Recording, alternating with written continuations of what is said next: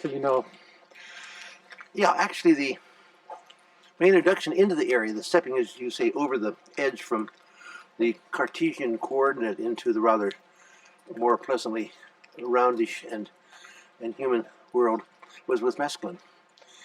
I was working at Dow at the time, Dow Chemical Company, and was invited to participate in an experiment. There were about 12 of us.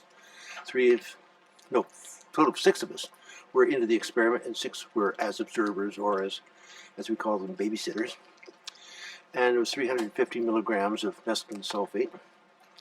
I was a totally naive person. I had never explored anything in the psychedelic area before. Didn't really know much about it, but I trusted the people I was with completely as to personality, as to the material itself and its integrity.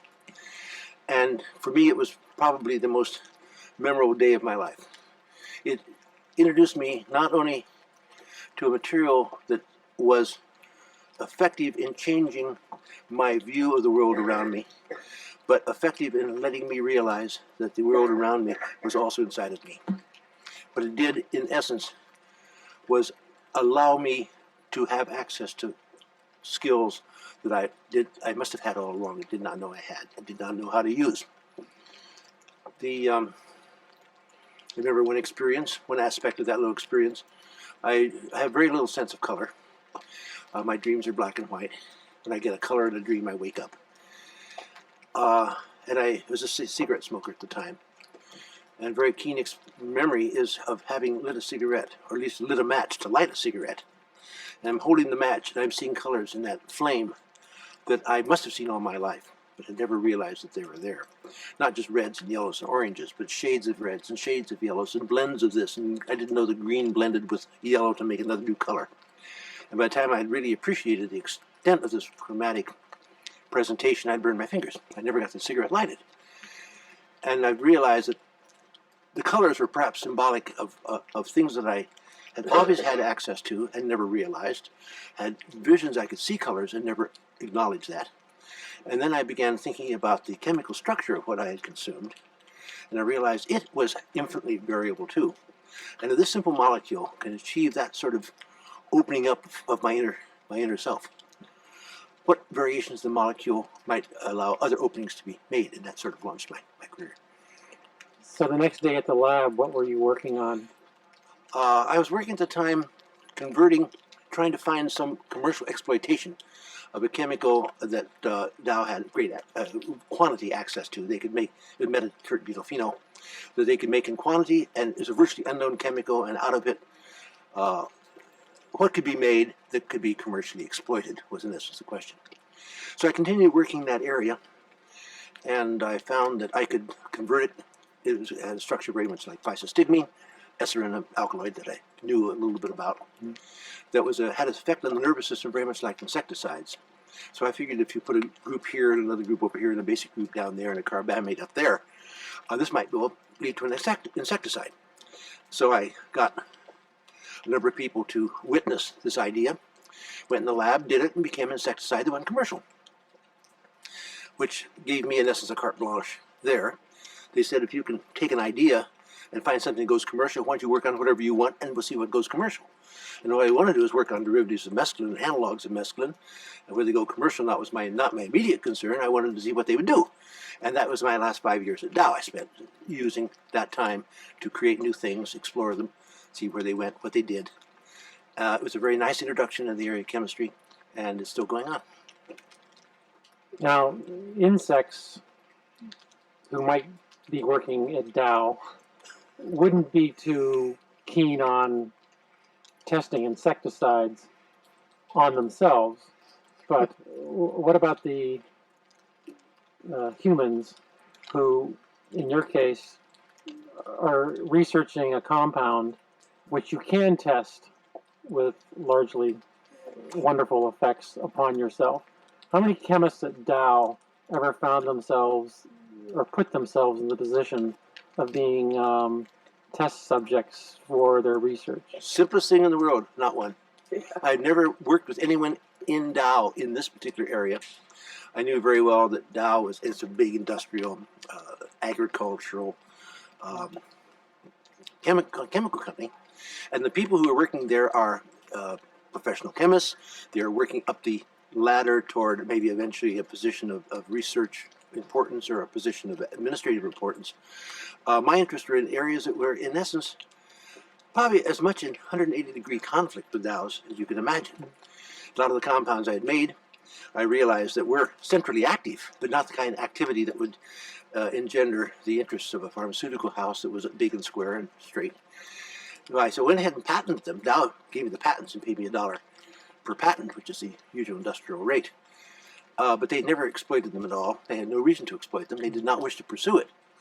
And so they eventually, even my publishing, which I published everything that I discovered, was increasingly uncomfortable to them having their name attached to the bottom of the address on the research article.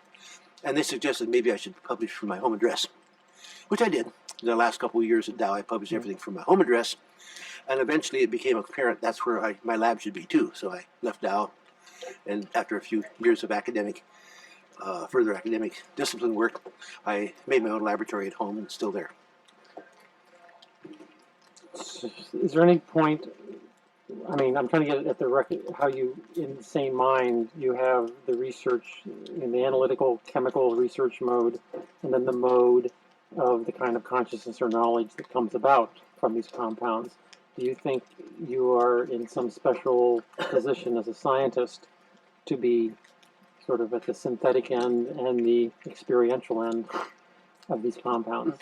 You know, I'm Well, you're not the only one who's doing that, who's a scientist. It's just that you're among the very, very, very few who can publish on it. It's just the other people who are doing this, who are also scientists, but are experimenting in these areas or researching in these areas, are for the most part attached to large corporations or large industry of some sort, and they don't dare publish.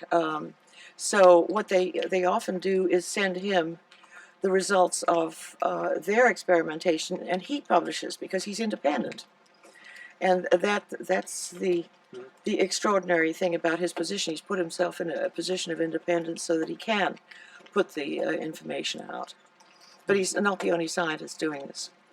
It's not that it's quite as self-serving as that sounds. I do not take other people's ideas and usurp them, claim them for myself. No, they ask you. They ask me to do it. Sure, yeah. And if they, as you'll find, there are a great many acknowledgments in both books. But the acknowledgments are to a person's name, thank you, private communication or such. But no, I have no thread attached to the person's name and what was communicated. do you think you are a better chemist for having had these visions? I'm a so-so chemist. I'm not a superbly gifted chemist. I'm an adequate cook. I can put things together, and I have enough imagination to know what to put together that's interesting. But the interest comes from, in a sense, the understanding of why something earlier did or did not do anything. And the idea of taking the bits of the puzzle that didn't quite fit here and trying together in different ways sometimes achieves a little bit more of another step toward a solution. Well, there's the apocryphal story of the benzene ring that came in the dream, and I was wondering if you've ever prescribed mescaline or psilocybin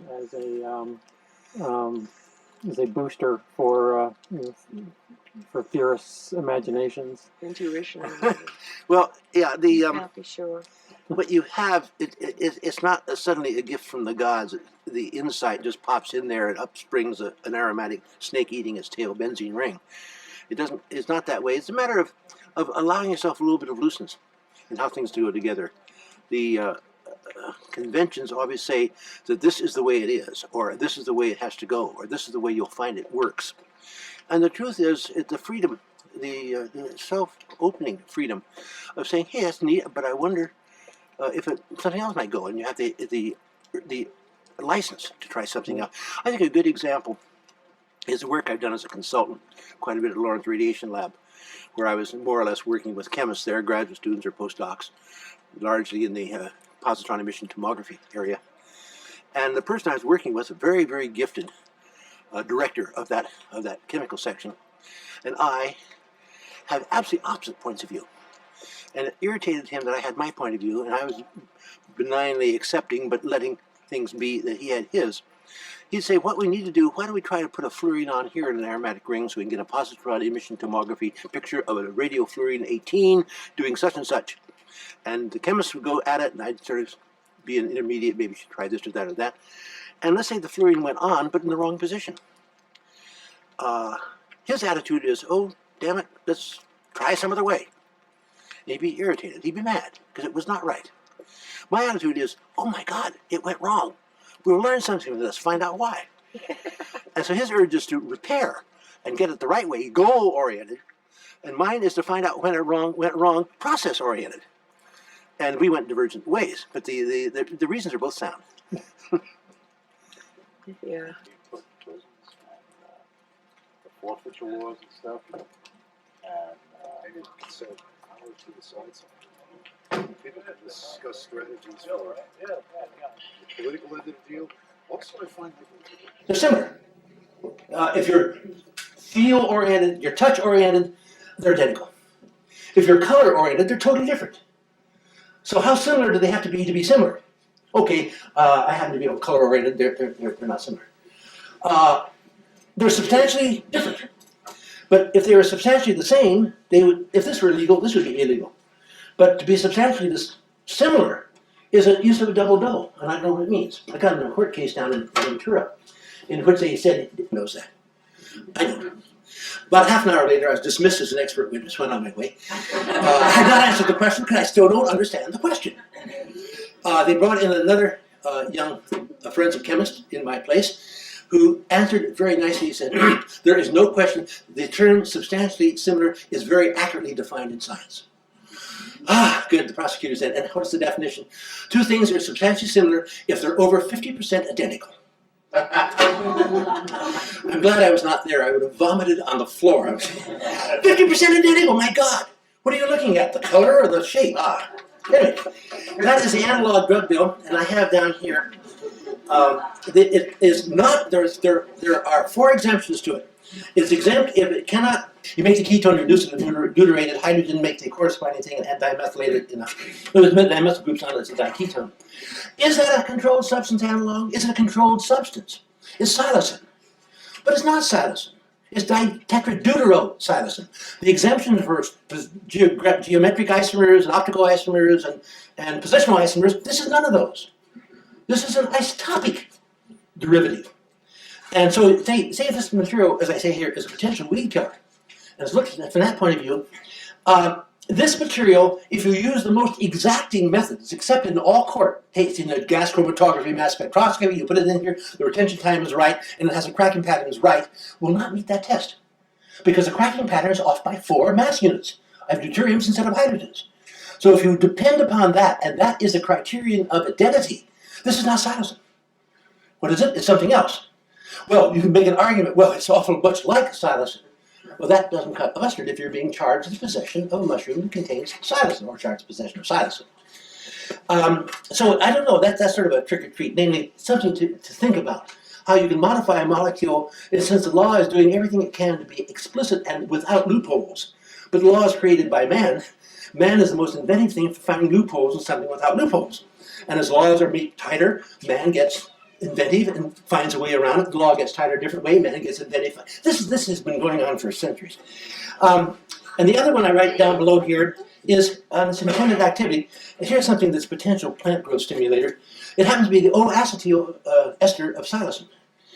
I've drawn out the structure. I mentioned it earlier, but I mentioned in passing that was an unconfirmed, rumored report. Is it a structure analog? Yes. No, no one could argue.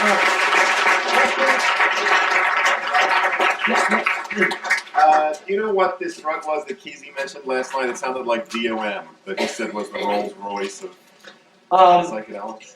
If I would give it one of 2 possible, DOM or TOD. Okay. Both are very slow onset, 3-4 hour onset.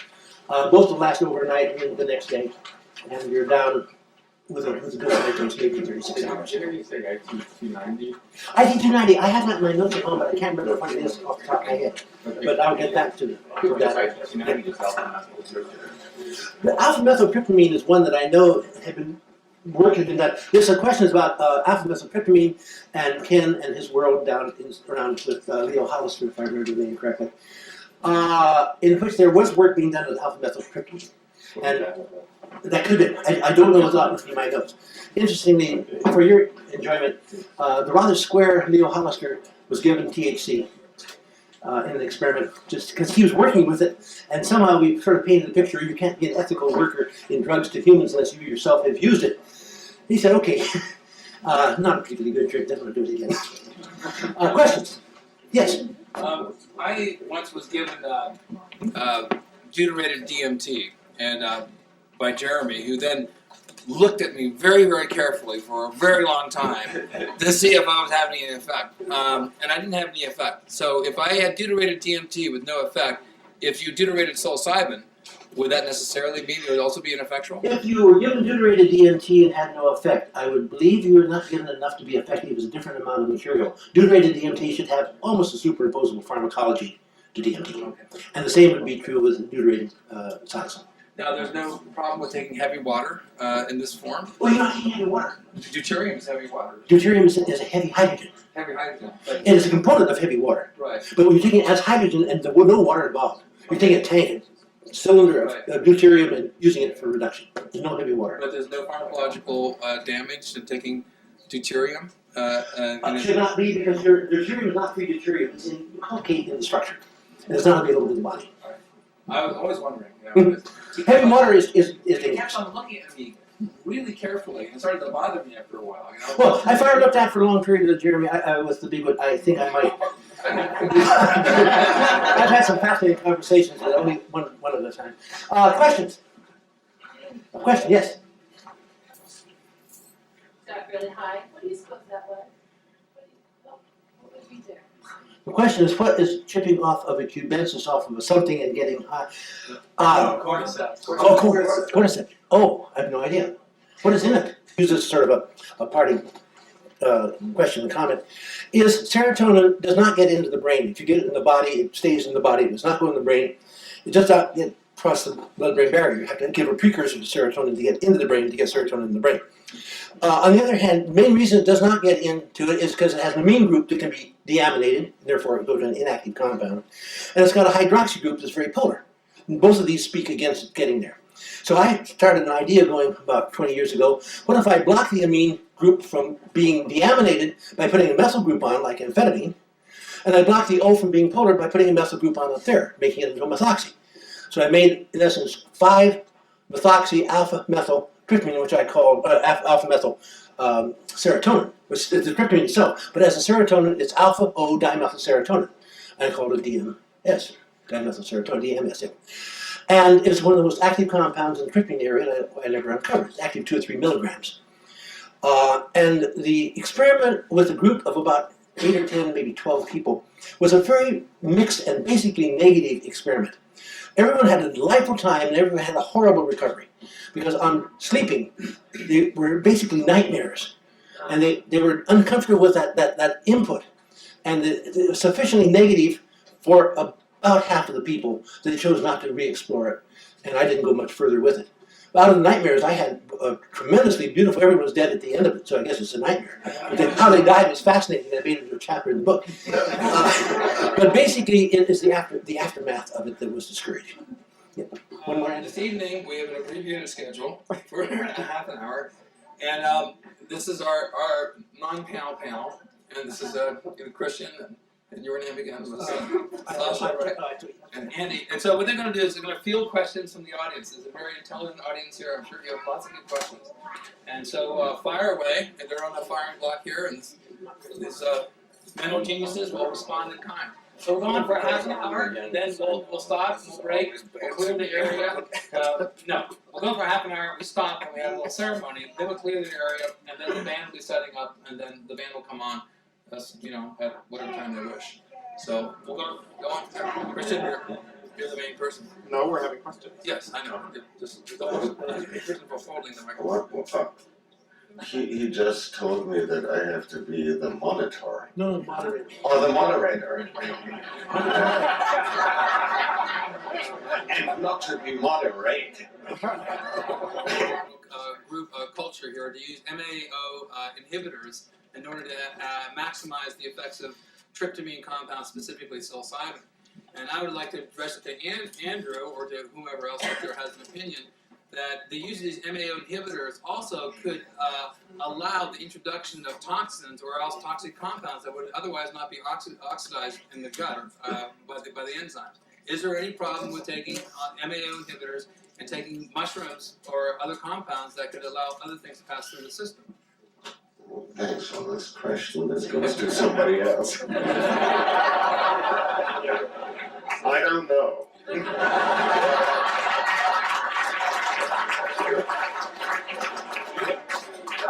I can add a little bit of information that's oblique to that. I had a 7-page handout, and I apparently turned over 2 pages at once during my talk, having completely bypassed the page that talked about monoamine oxidase. So page 5 in the handout discusses it. It just recently determined that psilocybin goes to psilocin. Monoamine oxidase will have nothing to do with that. That's a straight esterase reaction. Then psilocin goes to indole, 4-hydroxy-indoacetic acid. That is a reaction that's catalyzed or is brought about by monoamine oxidase, and probably the monoamine oxidase A that's the most commonly used one. So if that is so, then the presence of that inhibitor would probably enhance the activity of psilocybin. But the question is very much present. You're adding 2 drugs together, and the second drug may have action in its own rights, the one that inhibits the enzyme, and the result is I don't know either. Well, it was very clear.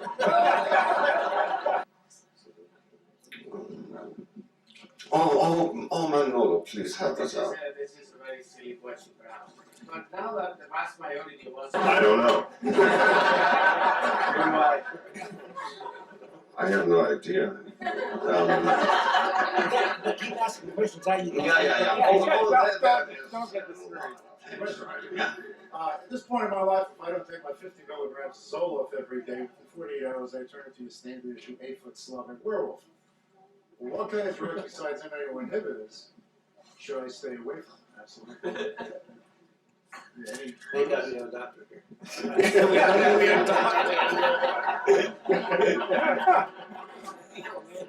I have no idea. So keep asking. You gotta keep moving. Well, this is very easy. Right. You're doing a good job. There was, I have seen some of it. Yeah. I was just trying to give an answer to this question, and years and years, and there's no associated chronic elevation of blood pressure with it or anything like this. Of course, there's associated with it the danger of hypertensive crises when you eat certain substances that Depend upon. or even Demerol can cause a severe crisis. Wasn't that a favorite of William Burroughs? I don't know. They don't know it. We even don't have to ask them, but there is the DEA agent. Can the panel comment on George Riccardi and Una McCann's studies and the other study that comes out of Hopkins about MDMA that's recent? That's what I think most of this talk about MDMA and brain damage comes from that, because it was an imaging study. Well, the George Riccardi at Johns Hopkins is, as Henry is in England, a prime mover toward trying to unravel the potential damage of MDMA in humans. And charitably, I'll add also he is building his reputation on that. And almost as charitably add that he always phrases his questions for government funds in ways that will tend to establish documentation of the negative. And that is the way the questions are set up. I would strongly recommend you read not just the title of the article, but the conclusion of the article, where you'll find such phrases as, the results are not significant, statistically significant, but they're highly suggestive. That is the kind of status it is, and the studies go on. Doesn't sound like a good date. He, in his work, he will use a population of very experienced drug people, drug users, and he will select from them using criteria that are not established.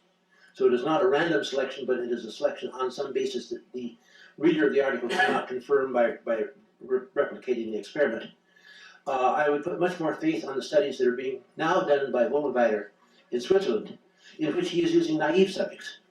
And that's kind of ballsy to start with a naive subject and give them MDMA for the first time. But he's also willful enough to have a psychological profile drawn at the same time. So I think his studies will be not only of interest in this area, but possibly be more replicable. What's his name? Wollenweider. Hans Vollenweider. Oh, yeah. How do you see the medical marijuana movement in Europe and America affecting the acceptance of more, of other ethnobotanic substances in our societies? I'm particularly interested in your take on Europe. In Europe? Is there a medical marijuana movement? In Europe, I understood. Not very much, but some is going on, and our present government in Germany, they promise to legalize medical marijuana, but I mean, what the heck they do? Everybody is using it. And in Switzerland, already use of different preparations of marijuana are legal for medical uses. So everybody is a handicap or something like that can use it. So we all freaks and we can all use it medicinally.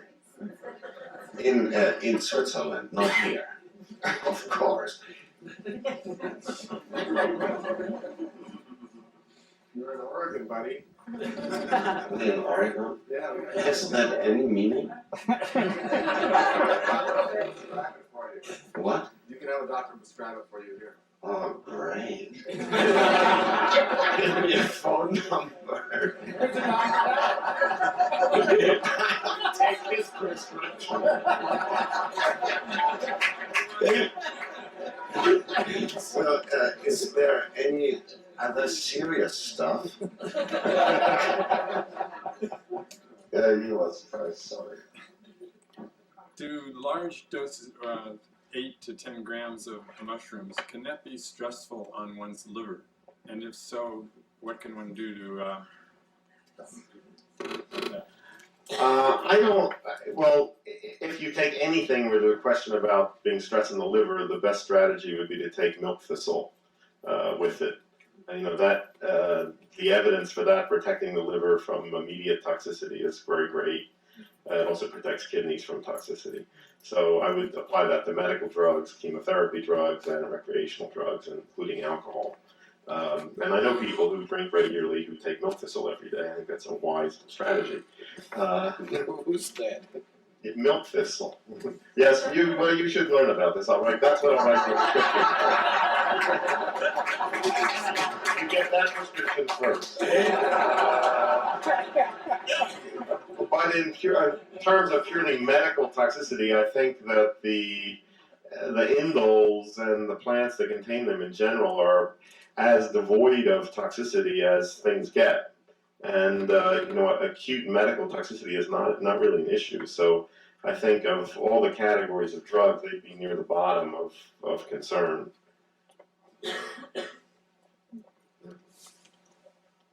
Question. What?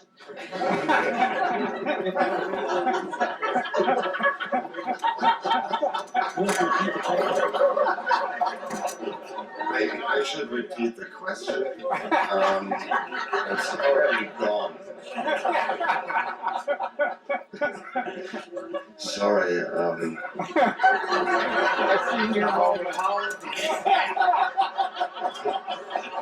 She hadn't heard anything about uses of other hallucinogenic plants such as ayahuasca, salvia divinorum, and would like to know anything about their cultural uses, how the experiences of them might differ from experiences on mushrooms. Each of those questions constitutes a 3-day Right. symposium. Or you can just pick it, whatever. All right, Salvia Divinorum was a meeting that was held here just about a year ago. And there was quite a bit of, it was an interesting problem. There was more Salvia Divinorum here in one place than I've ever seen anywhere in this place. They have rules against smoking here. Smoking is one of the usual vehicles for accepting Salvia Divinorum.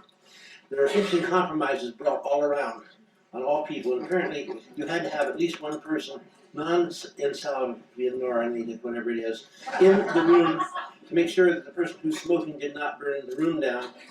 But with Salvia, it was decided it was good to have one sober babysitter anyway, so that worked out very well. The material in it is it's a leaf. It can be chewed, held in the mouth. It cannot be swallowed. Swallowed is not active. It can be smoked. It can be smoked as a dried leaf. It can be smoked with an extract added to the leaf at different degrees of strength. And the pure material is a white crystalline solid, active between 200 and 500, 800 micrograms total dose, which makes it by far the most potent of the natural, non-nitrogen containing, non-alkaloidal psychedelic or hallucinogenic or psychedelic drugs. And on something like that, I can only suggest come here in 2 months. There'll be another conference at Britenbush in December, I believe. What's the acid principle? Pardon? What's the acid principle? Or Well, it's not an acid. It's a diterpene, a diterpenoid compound, and it has 20 carbons. It has 2 groups here, and group there, and group down here. Disturbance of any of the groups destroys the activity. So it's a very fragile molecule, and it's very short-lived, and metabolically unstudied, and synthetically untouched. Sure. Oh, yeah. There's, I can see answering that in 2 very different ways. And one is that each of these plants has distinctive pharmacological effects in terms of duration of action, how fast the onset is, how prominent the visual component is, and so forth. And the cultural influences in the traditional areas of the world where they were used certainly shape the experiences in certain directions.